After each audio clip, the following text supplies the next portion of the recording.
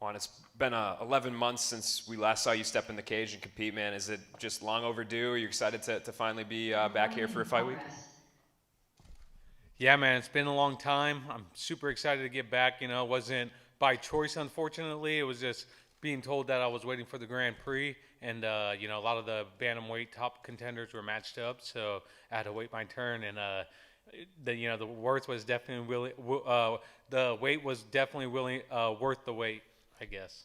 I had that all mixed up, whatever. But you know what I mean? Totally. Yeah. Totally. And is it any more difficult, right? Like if you were coming off a win or something, they said, hey, sit around. But to be coming off a loss, like, is it tough? Does it kind of sit in your head for a while, or was that something that you were able to overcome that mental hurdle?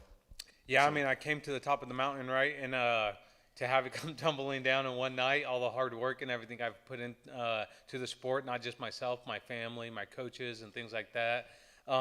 It was devastating, and then to have to be sidelined that long. I was actually going to be sidelined till the end of June, I believe, and having to fight Magomedov, which, again, I didn't mind. I was like, I'll fight whoever.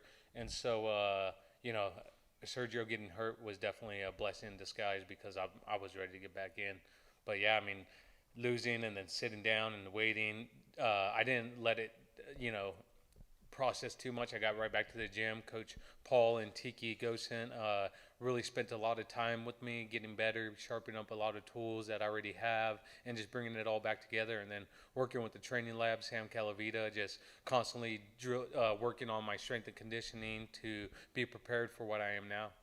And so, you get the news that Sergio's out. Was this something that you kind of raised your hand for? Did Bellator come to you and say, hey, like, we want you to move up? Or kind of how did that whole thing work out? Yeah, I think they just knew my eagerness and willingness to fight. And so, him getting pulled out, I mean, obviously, Raufeon was in line for the title fight, which was righteous, right? He's been coming off some great wins, and the next best person, which is myself, the number one seed, to step in. And this is a title fight. This is the best title fight you can make in the division. This is probably who I would have been fighting, if not Horiguchi, for one of my title defenses. So this being the title is correctly made by Bellator. You guys both have great records, obviously, but he's 17-1. He hasn't lost in Bellator yet. So, do you feel like he's a puzzle that you've solved, in your studies of him, and kind of what are you expecting to be able to kind of take advantage of when you guys get in there? Yeah, I think both of us, we're definitely willing to bring a fight, and we're two fan favorites that come in and fight, and we're definitely putting everything on the line to win this title for our families and to win this Grand Prix. I'm expecting the best Raufeon come fight night, and he better be expecting the best of me because I'm coming in and I know I'm going to be walking out the champ. I've put in too much damn work this time. I've done everything. I've turned every stone that was in front of me to make sure that there was none left unturned. I found out my way, and I continue to find my way, and I'm going to continue to find my way, and I'm going to be champion come fight night.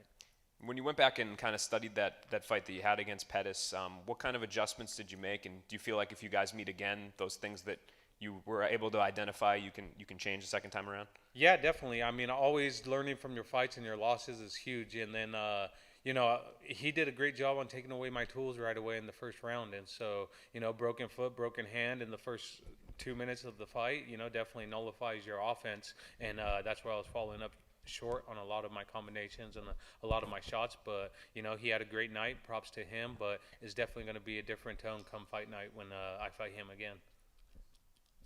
Hi, Juan, over here. Entering this fight, with winning this tournament, winning the interim title, beating all these guys, these top contenders in the division, would you see yourself as a real bantamweight champion over Sergio Pettis, or do you think you need to prove that against Sergio Pettis in the title unification bout? Come Saturday night, I am going to be Bellator's new bantamweight champion no matter what. They're going to put the belt on me. They're going to say, and new bantamweight Bellator bantamweight champion, and that's going to be that. Mm-hmm. And Raufeon Stots, he hasn't been short on the mic. He's been calling you mentally weak, just an excuse machine. What do you have to say about all of that? Hey, listen, all these things this guy's calling me, he's a bully. That's all I got to say. He's a guy that I definitely don't want my kids or any of my family members looking up to, because that's just the definition of a bully. And today's day and age, too many people get away with running their mouth, and just like Mike Tyson last night, got to beat the hell out of someone for pestering him, and that's going to come fight night. I'm going to do the same to Raufeon. On the other side of the bracket, you have guys like Kyoji Horiguchi, Pachimex, who really wants to fight you. On that side of the bracket, is there a certain name that stands out above the rest, and who you will face in the finals? I definitely want the best guy winning, and that's going to come towards the finals when it comes that time. But right now, I have a hell of an opponent in front of me, and I'm putting all my focus and all my eggs into this basket. Hey Juan, Jared Wilson over here. Welcome to Hawaii. Thank you. How excited were you about the call to get a shot for the Grand Prix in Hawaii? Like, I mean, it beats the hell out of going back to Connecticut, right, for the fourth straight time. I mean, hell, I hate going to that place now. I mean, I love it, but I hate it, right? And that I was told I was fighting in Hawaii, so I had promised my kids a Hawaiian trip. And so, when I found out I wasn't fighting in Hawaii, I said, well, they better be having 2 damn tournament fights in Hawaii, because you guys promised me Hawaii. And then, fortunately enough, my faith in God and everything going forward, this opportunity presented itself, and I'm blessed to be here. So after your fight, then are you gonna get to spend a couple days here with the family and such? Yeah, I'm gonna be here for 2 weeks. So any Hawaiians that want to take me out, show me around, I'm looking to island hop and see some awesome things, see some cool native cultural grounds and things like that. I've already visited a few, and it's been definitely eye-opening. Being a former champion, do you feel disrespected at all with the odds makers being almost a 2-to-1 underdog? I didn't even know I was an underdog. That's how much I give a shit about the odds makers. They could all suck it, right? So fuck them. They do what they do, and they could all suck it again. And come fight night, we're going to see, a lot of people are going to make a lot of money come fight night. I know you said you had a great camp. You're feeling great. Do you have a prediction for this fight? My prediction, every prediction for my fights is 25 minutes of nonstop action. That's what I guarantee the fans every time I step into that cage. I have a lot of views on my previous fights because people like watching me fight. If you go to my Bellator YouTube page and subscribe and continue to look at fights on their YouTube channel, you'll continue to see that one of my profiles, probably one of the highest viewed profiles, because I love to fight. That's awesome. It's true. I'm a fan over here. What's your walkout song this weekend and why? They're going to have to see it, but it's definitely more cultural towards my Hispanic side. So, I love coming out. I love paying homage to my culture. I know Raufeon, once again, being a bully that he is, tries to clown on that. But, hey, pick your culture, and I'll stick with pick on representing and paying homage to your culture. I'm going to pay homage to my culture my certain way, just like a beautiful job that Ilima-Lei McFarland does for her culture. That's awesome to hear. I'm Hawaiian as well, so I love the fact that you're representing your culture. Yeah, thank you. And thanks for your time, Juan. Thank you. Max? Hi Juan, would you mind if I make this question in Spanish? Not particularly, no, but I'll try. Hola Juan, soy Max Morales de MMA Beat y pues hemos visto en redes sociales que eres bastante abierto acerca de querer representar tus banderas españolas y mexicanas. ¿Nos podrías hablar un poco acerca de tus raíces y de cómo te inspiran a subir a la jaula? Can you speak about your background as a Hispanic and how that motivates you? Yeah, growing up, it was honestly frowned upon for my parents and my grandparents to speak to us in Spanish. So that's why I know very little. I've been studying my, cultural roots. But, we come from a time where Mexicans continue to, look down upon. If you were speaking Spanish, they were, basically throwing stuff at. So, to be able to pay homage to my family members that didn't get to represent who they were. That's why I step into every fight night, every fight camp, knowing that I'm paying homage for my culture, for my Mexican side of my family and my Spanish side of my family, to go in there and just show true culture, and show that it doesn't matter who you are. I'm American first and foremost, but the best part about being American is I get to pick and choose to represent what I believe on and who I am and what I represent, and that's being a Hispanic athlete.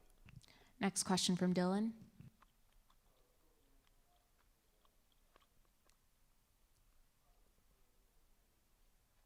Dylan.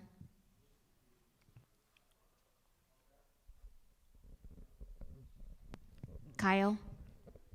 Hey Juan, this is Kyle from the Going Live Network. We always love seeing you fight, so Thank you. no wonder you have so many views.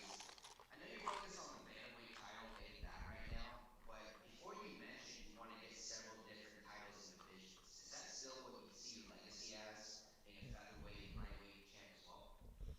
Of course, that's my legacy. Before I came in here, and when I leave this sport, that's going to continue to be my legacy of taking any fight that's willing to present itself. I jump on every opportunity. That's why it's laughable when Raufeon tries to call me an excuse machine. It's because if you look at my resume, I've signed in every dotted line that I fought. So him backtracking, and he's just, like I said, it's just insecurities that he has, not wanting to jump up to featherweight or not wanting to jump up to lightweight to fight me. On the other hand, shoot, I'll fight Benson Henderson if he wanted to fight. I tried to fight Roger Huerta, but Bellator told me to slow down and stay in 145. I mean, I would fight these guys just because I want those legacy fights. If you win this whole thing, would you immediately want to rematch Pettis or go straight back to 45? Well, if I'm the heir of the throne, right, I definitely have to defend it against the righteous owner, which is Sergio Pettis right now. He's hurt. He got sidelined, and when he comes back, unfortunately, I'm the interim champion. He's the real champion. So whoever wins this tournament, which is, I know it's going to be me, we're definitely going to have to run it back, and I get my redemption shot. Then after that, looking for my redemption shot with the pit bull.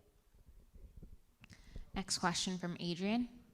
Hey Juan, when Lucha originally won the belt, you cut that great promo on him, and ever since that time, I was waiting for this fight to happen. How excited are you for it to finally be happening? Yeah, it's very exciting. I'm here. I'm willing, ready to fight, and ready to put on the best performance of my life come fight night. Michael. Hey Juan, this is Michael from LLO. I wanted to ask, what challenge or challenges you face, close to this fight, both physically and mentally? Thankfully, how strong my training staff is, and Sam Calavita at the training lab, we go through some very gruesome training sessions where we don't have time to wonder and see if we're going to win this fight or not. We know we're going to win this fight because how hard we put in the work, So, like I said, I have very few in between losses. So, and that's due to the talented work of Sam Calavita and being able to show what Paul Herrera and Tiki Gosen is going to be adding to this camp. Being able to come fight night and show that, I'm truly honored.